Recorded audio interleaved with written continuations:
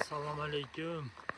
Mana xuddi shunaqa naveslar, darvoza, reshotkalar qidiramiz mana. Ko'rsalar bilan hozir ma'lumot beraman.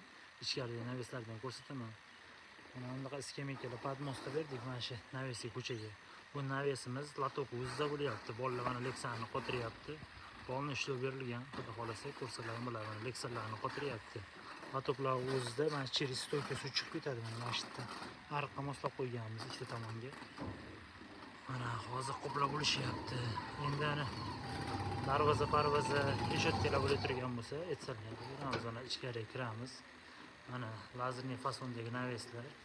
Xuddi shunaqa naves qilinib turgan bo'lsa, agar kvadrati 100 kvadratdan oshiq bo'lib turgan bo'lsa, kvadratini 600 mingdan qidiramiz. Agar 100 kvadratdan kam bo'lib turgan bo'lsa, 650 mingdan qidiramiz. Mana stoykalar 6 dan bo'lgan, fermalar 4 dan bo'lgan. Mana bu yo'llarda bu общий sommasi 97 millionga tushgan.